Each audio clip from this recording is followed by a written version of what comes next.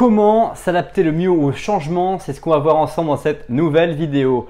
D'abord, sois le bienvenu dans cette nouvelle vidéo. C'est un plaisir de te retrouver aujourd'hui. Et le changement fait partie intégrante de la vie finalement.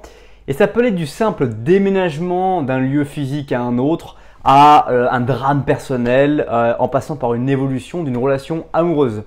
Apprendre à s'adapter à ces changements, c'est ce qui t'aidera à te sentir le mieux et mettre la situation et plus du tout en conflit avec toi-même. Donc c'est assez intéressant. Et aujourd'hui, je vais te partager 9 points, on va dire, de réflexion, points te permettant de mieux doser, de mieux vivre le changement et de peut-être mieux le traverser de façon à ce que tu puisses bien naturellement pouvoir revivre à nouveau. Mais d'abord, si tu ne me connais pas, c'est entièrement de ma faute. Je suis fondateur du blog responsabledaffaires.fr.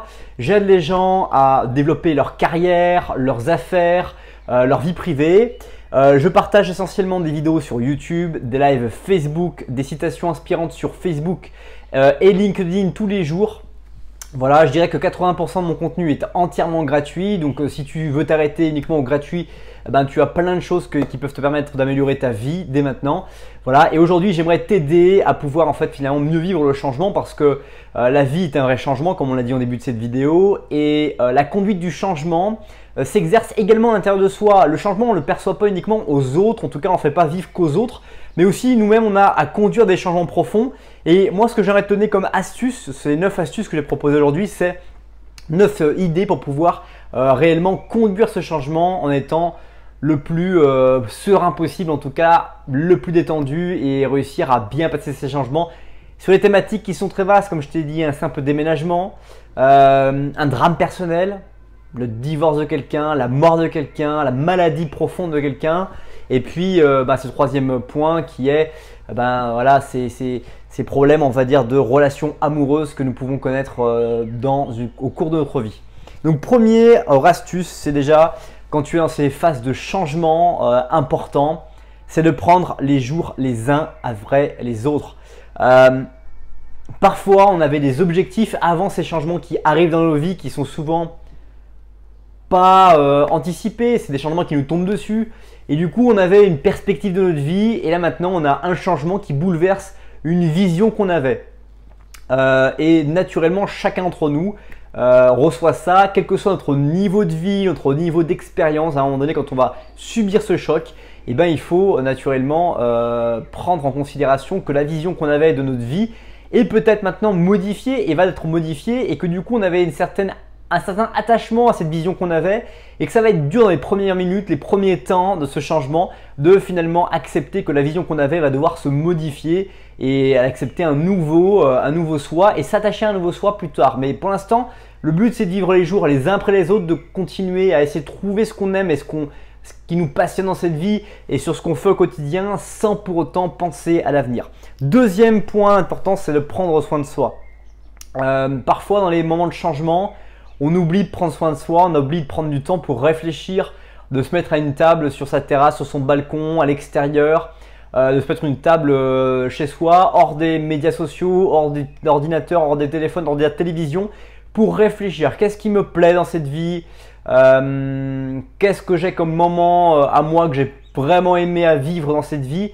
Quels sont les autres moments que j'aimerais vivre dans cette vie? Parce que c'est important de se restructurer, de prendre du temps pour soi, pour réfléchir, pour qu'est-ce que j'aime vraiment faire. Est-ce que c'est par exemple aller courir, aller faire du sport, aller faire du paintball, aller faire du laser game, aller faire je sais pas moi des activités, jouer aux cartes, dans les associations, aider les gens, aller aider l'UNICEF. Bref, qu'est-ce que j'aime vraiment et prendre du temps pour soi pour définir des choses qu'on ne fait pas forcément aujourd'hui et qu'on pourrait faire. Ça peut aussi aller à l'église, il y a 3 messes par jour, est-ce que c'est 7h30, 11h30, 17h30 où je peux aller? Est-ce que ça me ferait du bien? Plein de questions qu'on peut se poser finalement dans ces réflexions qui peuvent amener à se sentir mieux aussi et à se prendre en charge, prendre soin de soi. Troisième point qui est important de noter et d'essayer d'accepter, c'est de s'autoriser des émotions. On vit des moments difficiles dans ces cas-là et parfois on se propose de ne pas vivre des émotions. On se refuse à pleurer, on se refuse à être en colère, on se refuse à être découragé, démotivé.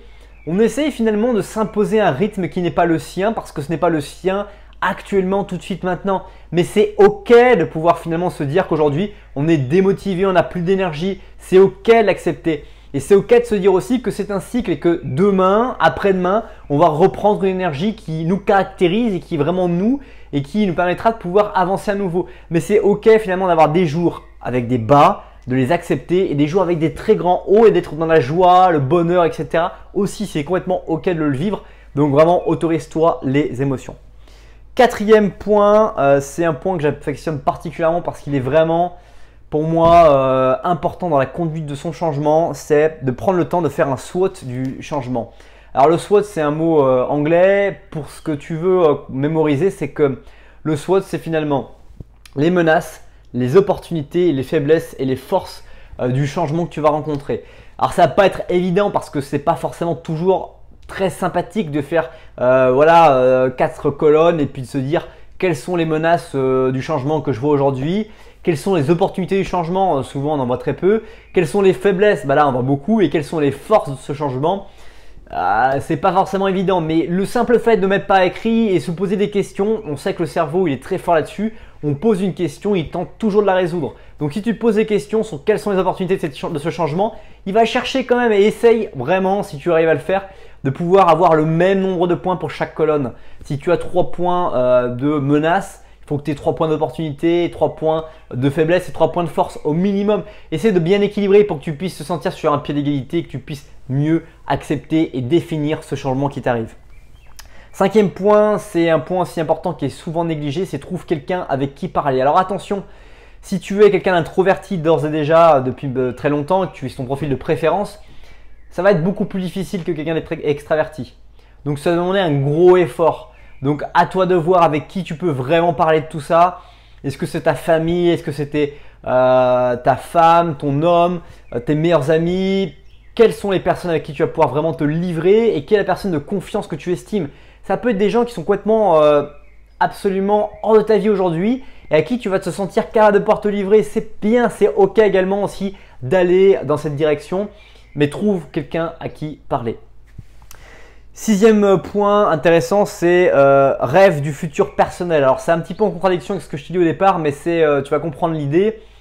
Tu avais une vision, maintenant il faut redéfinir un peu ta vision, mais ce n'est pas dans les premières strates du changement que tu dois avoir. Mais voilà, quel est ce futur, notamment quand tu as un deuil, quel est ce futur sans la personne qui est partie? Quel est ce futur pour toi? Comment vois-tu les choses? Comment peux-tu t'inspirer de cette personne qui est partie? Quelle chose as-tu aimé de cette personne qui est partie? Bref, de faire cette introspection sur aussi la relation que tu as en deuil, en même temps avec une dimension de comment tu veux incarner la mémoire de cette personne. Là, je te prends un cas sur le deuil, mais il y a plein d'autres strates que tu peux définir aussi. Et c'est important parce que ça permet aussi d'incarner une partie de toi qui était importante pour toi également. Et du coup, la mettre en musique, se mettre à vivre, c'est vraiment fort et ça permet aussi de mieux avancer. 7e point, c'est vise de petites améliorations. Tu avais peut-être des idées de vraiment t'améliorer très rapidement. Maintenant, peut-être diminue dans la période de changement tes motivations, tes améliorations. Parfois, il y en a qui me disent, voilà, quand je les coach, ils me disent, je veux perdre 10 kg de poids, 10 kg de masse grasse et du coup, je suis fonctionnaire, je travaille 35 heures par semaine et je peux aller m'entraîner en tant que célibataire tous les jours de la semaine. Et je suis vraiment motivé pour cet objectif. Donc là, voilà, sur le papier, la personne m'indique des facteurs de motivation très forts et je sais que son objectif va être facilement atteignable parce qu'il va mettre beaucoup d'énergie, beaucoup en fait de temps à s'améliorer. Par contre, si maintenant il me dit au cours du coaching, il va me dire écoute Ogier, maintenant j'ai un problème, c'est que j'ai rencontré une fille qui travaille en fait très tard le soir, donc quand on se voit c'est tard, etc. J'ai plus le temps d'aller m'entraîner. En même temps, j'ai aussi une personne âgée de ma famille qui est en fin de vie, que j'accompagne, etc. Du coup, les objectifs, il va falloir les redéfinir à la baisse et dire voilà, les petites améliorations que tu dois faire, c'est ça, c'est plus 12 kg, mais c'est peut-être 2 kg. Et aller vraiment crescendo et de donner plus de temps à l'objectif. Et c'est pas grave, c'est ok aussi. Parce que pour toi, ce qui est important, c'est vraiment ce que tu ressens dans tes émotions que tu dois faire. Si tu dois, plutôt que d'accompagner les personnes en fin de vie et de consacrer du temps à ta nouvelle relation, si c'était le cas de la personne que j'énumérais juste avant, et du coup, c'est ok pour toi de pouvoir faire de la muscu, continuer. Par contre, si c'est plutôt ok pour toi de d'accompagner ces gens et du coup ton objectif de mettre un peu de côté parce que c'est pas grave, tu auras le temps de pouvoir le mettre en main et tu peux toujours continuer à agir tout doucement sur tes objectifs, bah du coup c'est pas grave parce que tu suis encore une fois et tu acceptes que les choses se modifient dans ta vie parce que la vie est un cycle, encore une fois, on est dans le changement. 8e point intéressant, c'est s'intéresser à la relaxation. Avant d'avoir des problèmes comme ceux-ci ou des problèmes de grande qualité parfois, on ne s'intéresse pas à la relaxation, les temps qu'on a avec soi-même, comme on a vu précédemment.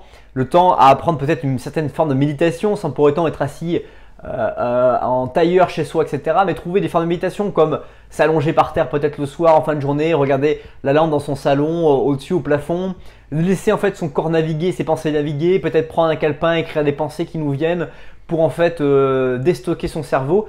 Plein de techniques existent et tu peux finalement te donner ce cadeau de le faire. Et intéresse-toi à toutes ces formes de méditation qui peuvent te permettre de pouvoir en fait avancer. Enfin, 9e astuce, c'est il y aura toujours des changements. C'est un point sur lequel je voulais terminer cette vidéo qui est important.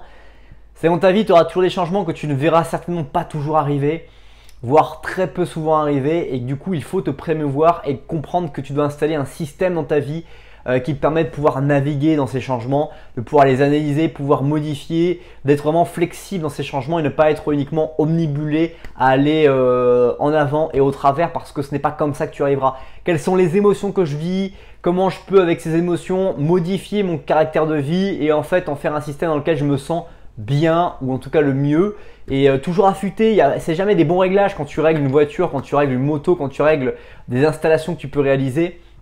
Tu te rends compte en fait, tu as besoin d'un truc, c'est qu'il y a toujours une somme de paramétrages qui se font sur du temps, qui sont corrigés par rapport à la réalité de terrain, à la réalité de ce qui se passe vraiment. Et donc du coup, qu'est-ce qui se passe vraiment sur moi? Qu'est-ce que je vis vraiment par rapport aux changements que je sens, les modifications que j'ai intégrées? Voilà, c'est des questions comme ça qu'il faut que tu te poses. Il faut que tu gardes en tête qu'il y aura toujours du changement et que tu dois consacrer du temps à finalement l'analyser et à définir comment tu vas te procéder dans le processus. C'est déjà la fin de cette vidéo. Si cette vidéo t'a aidé, n'hésite pas à écraser un énorme like dès maintenant, à me dire dans les commentaires ce que tu as apprécié, les nouvelles techniques que tu as apprises ou les choses qui vont te servir dès maintenant ou plus tard que tu as mémorisé pour toi. Je t'invite également à découvrir dans la description qui je suis pour aller plus loin, en découvrant mon blog, en découvrant mes formations gratuites. Bref, si tu es déterminé, tu as trouvé, ça mange pas de pain. Et puis je t'invite également à t'abonner à la chaîne YouTube pour faire partie de la communauté et recevoir régulièrement les contenus que je partage.